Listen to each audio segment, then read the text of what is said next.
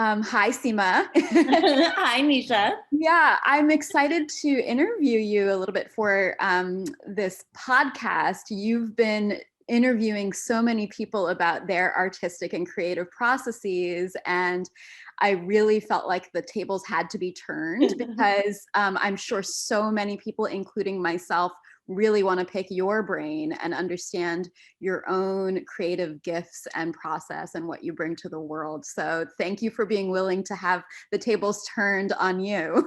Thank you so much for suggesting it. Yeah, I've been looking forward to this conversation. So I'll jump right in, and this will sound familiar because the process or the questions are really based on what you've been asking myself and many others. You are the CEO of Community Building Artworks, and you're also an artist, a poet, and author of two books, one of which is my favorite, When the World Breaks Open, and A Constellation of Half-Lives, which I am digging into more recently, which really shows a lot of the evolution of your work as well, I think. So with both of those aspects of you as an artist, I guess I would just want to start off by asking you to share a little bit about who you are in your own words and what drives your artistic and creative process. Yeah. Well, thank you for reading my work. I always, writing is such a solitary pursuit, and it's such a long time between when you write something and when it arrives in the world, and then to have conversations is amazing. I am, I think, first and foremost, a person who is trying to make the difficult work of living a little bit less lonely. And I do that by writing. I do that through conversation. I do that also by sitting by myself for periods. And, my work with community building artworks is really tied to like realizing through my own process of grief that there are these huge pools of overlap between different kinds of grief. I'd started working at a military hospital at Walter Reed, the old Walter Reed, before it closed, and was also going through my divorce. And my father died suddenly while I was working there, and I just realized that the thing that I needed was other people to see me both with my pain and beyond it. And that's sort of the heart of what CBAW does. It's just like making space to be messy. Wow, that's really beautiful. Something that you had said, I had participated in your workshop last week, and I remember something that you said to all of us was, whatever you do as you write, just don't lie to yourself.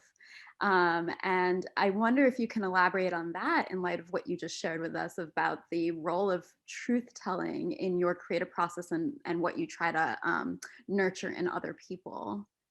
Yeah, I think right, the thing that I say all the time is that at the heart of community is communication. At the heart of communication is knowing what it is that you contain.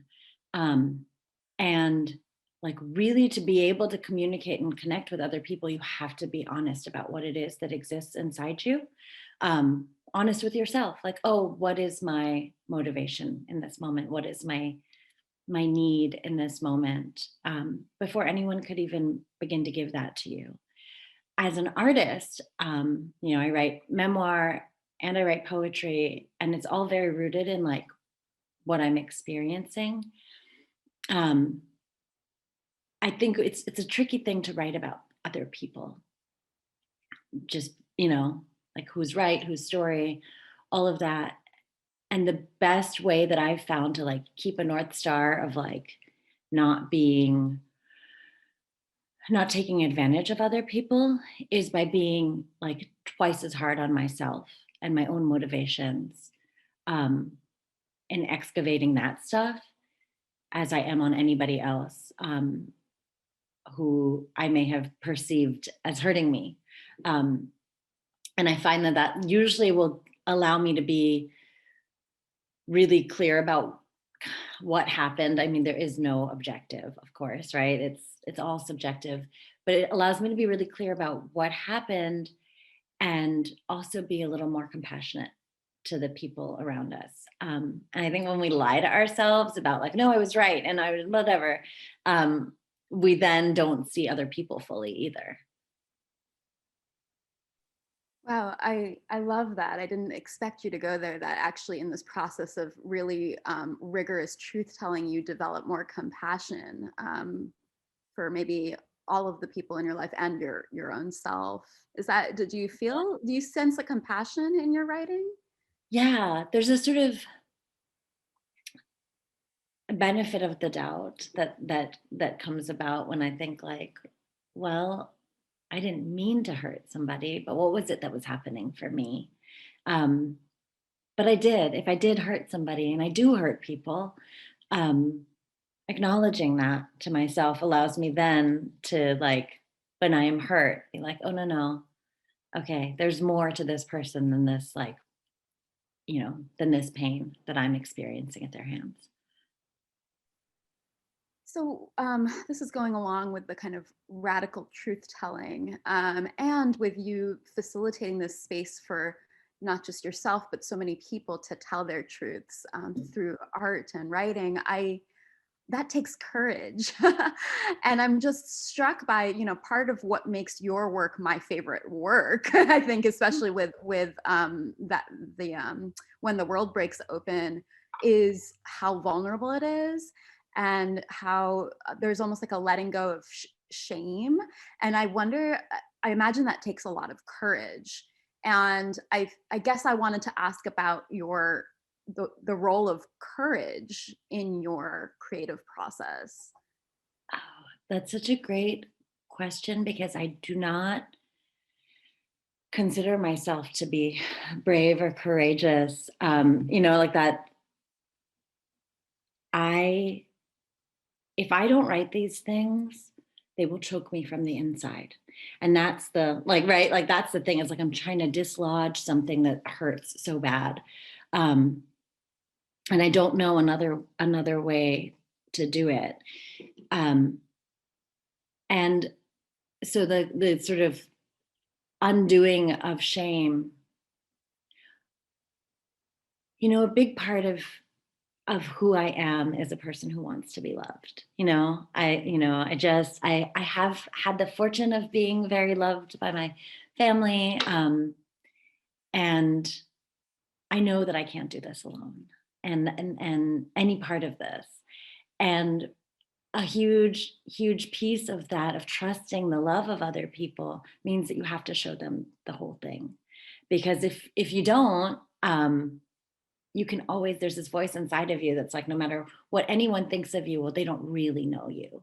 They don't, and I think that's like the language of the abuser too, where I was in this really difficult marriage where that was really, well, they don't really know you. All these people think that you think they're your friends, but they don't really know you.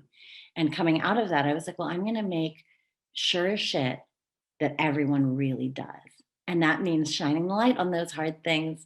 And so the question of like it being courageous is tricky because it really comes from this really soft, vulnerable, like need to be seen and loved anyway, to be known and loved anyway, so that I can trust that I'm okay.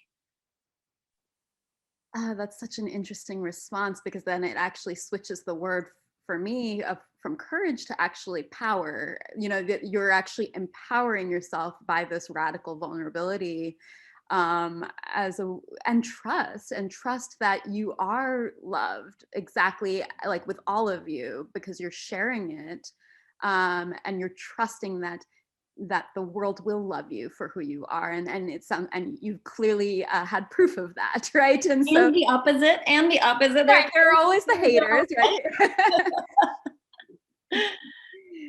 Yeah, that's really beautiful. And I'm always constantly trying to understand what love is. I'm like on this like scholarly journey about love right now. Right? So much of your work is about that, like sitting in power. Yeah, and love. Like, what does it actually mean to love and be loved? And I appreciate what you're saying, is that a lot of that is also being really seen. like letting go of the mask being seen, and how art and the creative process is a way to invite love in, which is just beautiful. Does that resonate? 100%. For a long time when I was at Walter Reed, I was under occupational therapy, which is of course this field that is about like living, right? Like helping people actually live in their lives and in their communities. And there are these activities of daily living with, people who are, have severe disabilities, like helping them do ordinary things like, use the bathroom and these activities of daily living. And I long began to think of our work with art as teaching love as that activity of daily living. Like it's not something that we're taught, like how to love in a way that's not self-destructive. And I don't claim to know it, but it's an activity, it's a thing we do and we learn and we fail at. And so you've taken that insight and then created this whole space for so many people through community building artworks to connect in intimacy and love through the craft of writing and visual art making as well. So can you talk a little bit about how that came to be? How you moved from this more individual process to this official thing that you kind of facilitate every day and every week? The two happened together, so I started the work and I was still married, and my marriage started to fall apart. My relationship with my father was really difficult as a result of that decision that I made. And then he died suddenly. And I felt, the thing about these enormous losses is the feeling is like, how could anybody ever have been through this before? This can't have happened to everyone, but it does, right? And there's that sort of like disconnect of like, this is very personal and private and painful to me specifically, and also it happens to everyone, right? And so I had started at that. I was at Walter Reed, and then we moved to the new Walter Reed, and there were a lot of really great people who saw the power of this work, which is not, we're not therapists, and I don't want to be a therapist. That's, this is a thing that exists outside of that. I think that it's really helps people get the most out of therapy to be able to articulate, name their grief. But I think that what I found is that we need spaces to grieve, and we need spaces. My favorite thing in the world is the laughter that comes on the heels of tears. Like when you have cried with somebody or some people, and then you can laugh, you just like, it feels like out of time. It's so sacred. And so I was doing it, and the program was ending when we were at the old Walter Reed, and which was it was this Army hospital that then joined the Navy hospital and is now Walter Reed National Military Medical Center. And we continued it there and at Fort Belvoir, and things sort of evolved and changed in that space. And there was a little bit of a push towards censorship and a lot of fear of feeling. That was sort of around, like, I think just discomfort with grief in professional spaces. And we started community building artworks, and literally like left the hospital program and came back to the hospital through the USO the following Monday, to keep the work going. And now that we're online, we're able to connect with, people all over the place. But the basic thing is the same. It's like, show up here messy. Let's have this space where you're allowed to be who you are. And though we do have authentic connections between one another around these tables and in these groups, the real work is to take what you learn and apply it to the people who are like central to your life outside of this group. I don't know if I answered your question about the evolution at all. I just started. No, it's really interesting. You kind of are talking about this organization really trying to preserve the humanity of people and learn to kind of love each other and outside of the workshops better through or in these lessons learned through the art making process. One thing that you had said is that this isn't therapy. You don't want to be a therapist, but it's certainly therapeutic, right? And it's certainly healing, and you cultivate it as such. But what I also noticed is that the poets are really amazing. Like, their poetry blew me away. The people that participate in your workshop, their um, skills are, and I guess I wonder if you can speak to this balance, if you are like having this balance as a facilitator between creating a healing space through poetry and art making, and are you teaching the craft of poetry as in the same time, and how do you balance that tension if so? Yeah, I that's such a great question. So I will say that everything we do should be therapeutic. Like, there's no reason to eat something that's not good for you. There's, like, I mean, we do it, but even that is like, oh, a sort of like treat, and it's a sensual pleasure, right? I just, yeah, everything should be therapeutic. It shouldn't be confined into a specific, under the guidance, I think, of an expert. The actor Peter, and I might be mispronouncing his name, Peter Ustinov, said when somebody was like, "Who is he to have anything to say about the Vietnam War?" When he was protesting the Vietnam War, he's just an actor. He said, "There are no experts on big things. There are only experts on little things." And this, like, how to be in the world, how to deal with all of the grief that's like not ours but affects us. These are big things. And I think that art making is, and this is so evident in your work as well, it is an epistemological tool, right? It's a tool for knowing.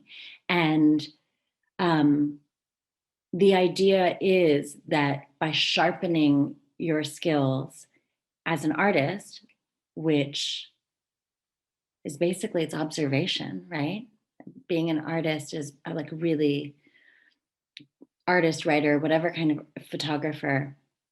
It's really like not seeing what you expected to see, the way that our mind closes those little gaps, but actually what is there in a surprising way. That good art will help you learn the most. And, in poetry in particular, the principles of poetics, of like sort of arranging images together, is how consciousness is formed, right? Like, that's what consciousness is. It's the sort of sensorial input of images placed next to each other, and then the timelessness of memory. And so I think that when you sort of open it up that way, and we talk about like, okay, this is what makes a poem sing, and kind of demystify it. Like, you're not doing it for a grade. You're just really trying to observe your thoughts. And there's so much overlap with mindfulness and, all of these different spiritual ways of being. When you do that, when you really just like allow the images to come one after the other without over explaining or trying to sound like someone else, right? The work's amazing. I mean, it's all right there for most of us. Now, I think it's there for all of us, but for some people, it's like it's really hard to get past the noise and drop into themselves. But yeah, the writers in our group, and they're a mixture of people who have never published anything and people who have published books. We have healthcare workers and veterans who are our primary population, and then we have community members, our facilitators, like yourself, come back. And so it creates this space where it's like, oh, okay, I could do that. Like, we're all here in this flattened space, hearing each other. And how has facilitating these workshops and guiding other people's creative process, how has that influenced or shaped your own practice as this kind of like professional published poet? Yeah.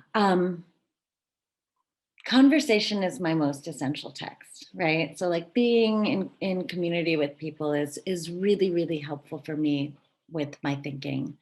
Um, and you know, when you have there's this like wisdom of with babies of like sleep when they sleep, when you're teaching as much as I am, that becomes right when they write. You know, I come to the workshop with something that I'm really grappling with in my own writing. And I'll be like, I've been thinking about, you know, silence, for example, last week and the uses of it. And so I'm able to like to be in this space with other people who are also, I think it makes the workshop better when I'm like not going through a curriculum, one thing after the other, but like, oh, this is really it. And so my, you know, sort of lecture craft talk at the beginning is really rooted in what's happening for me. And that has required me to articulate what I'm thinking about every week for 10 years.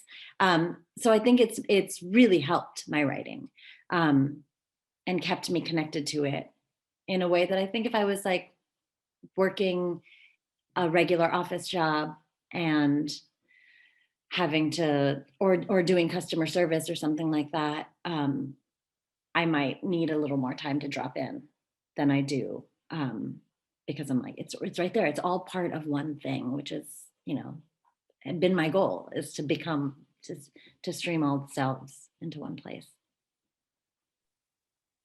I have one last question for you, which is that you mentioned silence as the topic from last week's workshop, and silence is the theme of this podcast series. And so, do you want to share just the meaning of what, you know, United Against Silence, and do you want to kind of end this conversation by just sharing what that really means in your heart?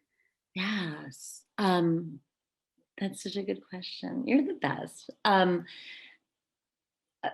You know, so the United Against Silence Collective is the collective of artists that come and share what they know with our population, right? All of our beautiful, brilliant facilitators.